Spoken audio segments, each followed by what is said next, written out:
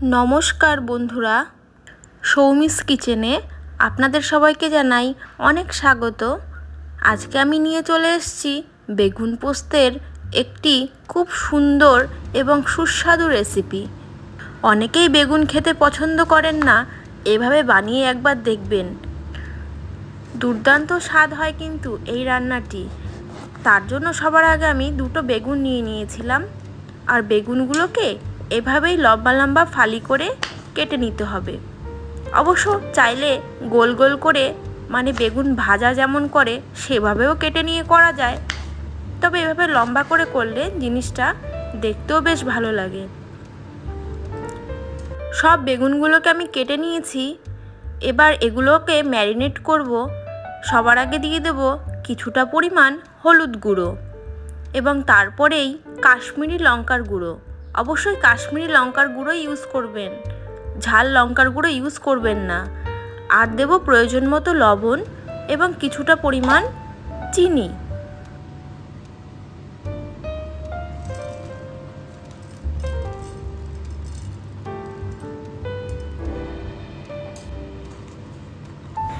এবার এগুলোকে আলতো হাতে খুব ভালোভাবে মশলাগুলোর সাথে মাখিয়ে নেব এবং অবশ্যই চেষ্টা করবেন প্রত্যেকটা বেগুনেই যাতে সব মশলাগুলো ভালোভাবে লাগে।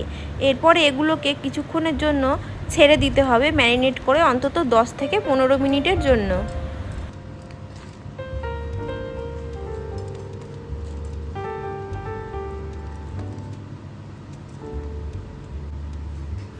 ম্যারিনেট করা হয়ে গিয়েছে, এগুলোকে একটু রেস্টে ছেড়ে দেব। আর এই ফাঁকে আমি বানিয়ে নেব পোস্ত। তার জন্য সবার আগে প্রায় 5 চামচ মতো পোস্ত আমি নিয়ে নিয়েছি। আপনারা অবশ্যই মেপে নেবেন। আর সাথে নিয়েছি প্রয়োজন মতো লঙ্কা। চাইলে আপনারা ঝাল বাড়াতে বা কমাতে পারেন। এই যে আমার পোস্ত বাটা হয়ে গিয়েছে, আর আমি কিন্তু এই জলটা ফেলবো না, পোস্ত বাটার জলটাও রেখে দেব, এটিও লাগবে। কড়াই গরম করে নিয়েছি। এবার একে একে বেগুনগুলোকে দিয়ে খুব ভালোভাবে ভেজে নিতে হবে।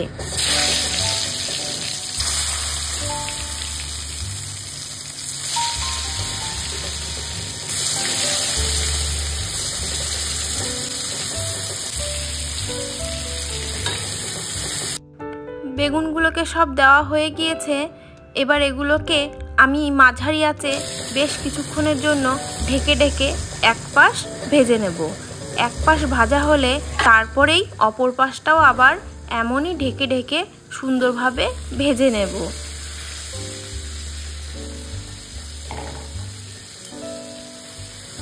এই যে বেগুনগুলোর এক পাশ হয়ে গিয়েছে, আরেক পাশও সুন্দরভাবে উল্টিয়ে দিলাম, যাতে দুপাশেই খুব ভালোভাবে ভাজা হয়। আর বেগুনগুলো অবশ্যই মাঝারি আঁচে ভাজবেন, বেশি হাই ফ্লেমে কিন্তু ভাজবেন না, এতে না বেগুন পুড়ে যাবে আর ভেতরটা কাঁচা থেকে যাবে। আর মাঝারি আঁচে ঢেকে ঢেকে ভাজলে বেগুনটাও সুন্দর ভাজা হবে।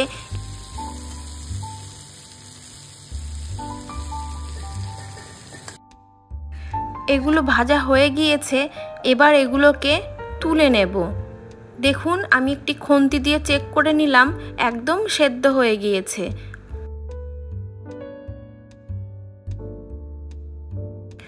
আর তেল ইউজ করব না, বেগুন ভাজার তেলেই দিয়ে দেব একটা শুকনো লঙ্কা এবং কিছুটা পরিমাণ কালো জিরে।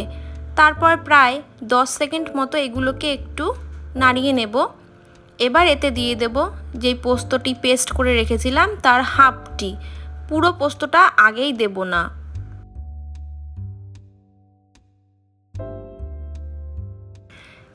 এই যে সেই মিক্সারের যে জলটি ছিল, পোস্ত বাটার জলটি, সেই জলটি এবার আমি অ্যাড করে দেব। আর পোস্ত কিন্তু খুব বেশি কষানোর প্রয়োজন হয় না, এরকম একটু জল দিয়ে হালকা পাতলাভাবে নাড়িয়ে নিলেই ব্যাস। এরপরে দিয়ে দেব প্রয়োজন মতো লবণ এবং কিছুটা পরিমাণ হলুদ গুঁড়ো দিয়ে আবার একটুখানি কষিয়ে নেব। এবং তারপরেই আমি আগে থেকে একটু উষ্ণ জল রেখেছিলাম, সেই উষ্ণ জলটি এর মধ্যে অ্যাড করে দেব। আপনারা অবশ্যই উষ্ণ জল দেবার চেষ্টা করবেন, এতে তরকারির স্বাদ কিন্তু অনেক গুণ বেড়ে যায়। প্রয়োজন মতো জল আমি অ্যাড করে দিয়েছি। এবার এটাকে ঢাকা দিয়ে কিছুক্ষণ ফুটতে দেব।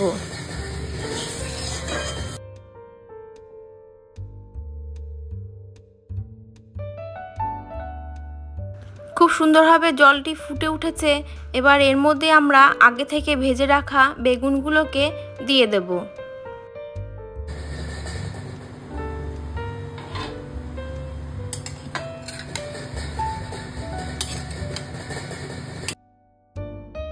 সব বেগুনগুলোকে দেওয়া হয়ে গিয়েছে। বেগুন দেওয়ার পরে আর ঢেকে রাখবার দরকার নেই, যেহেতু বেগুনগুলো আগে থেকেই সেদ্ধ থাকে। তো এরপরে ভালো করে হাই ফ্লেমে জাল দিয়ে এই ঝোলটাকে একদম টানিয়ে নিতে হবে। দেখুন আমাদের ঝোলটা একদম টেনে এসছে। এবার আগে যে আমি হাফ পোস্তটা রেখে দিয়েছিলাম কাঁচা পোস্ত, সেটি দিয়ে কিছুক্ষণ নাড়িয়ে তারপরেই নামিয়ে নিলেই রেডি হয়ে যাবে আমাদের পোস্ত বেগুন। আর পোস্ত যখন রান্না করবেন একটু গ্রেভি টাইপেরই নামানোর চেষ্টা করবেন, কারণ নামানোর পরে পোস্তটা অনেকটা ঝোলটা টেনে নেয় এবং সেটি একদম শুকিয়ে যায়। এই যে আমাদের বেগুন পোস্ত একদম রেডি। এবার এটিকে চলুন পরিবেশন করে নিই। পরিবেশন করে নিয়েছি। এবার ওপর থেকে একটু কাঁচা তেল ছড়িয়ে দেব। এতে একটু ধনেপাতা দিলেও স্বাদটা কিন্তু অনেক গুণ বেড়ে যায়। আমার কাছে যেহেতু ছিল না তাই আমি দিতে পারলাম না। আপনাদের কাছে যদি থাকে অবশ্যই ধনেপাতা অ্যাড করবেন, এতে কিন্তু খেতেও হবে আরও দুর্দান্ত স্বাদের। তো ভালো লাগলে আমার চ্যানেলটি সাবস্ক্রাইব করে অবশ্যই আমার পাশে থাকবেন।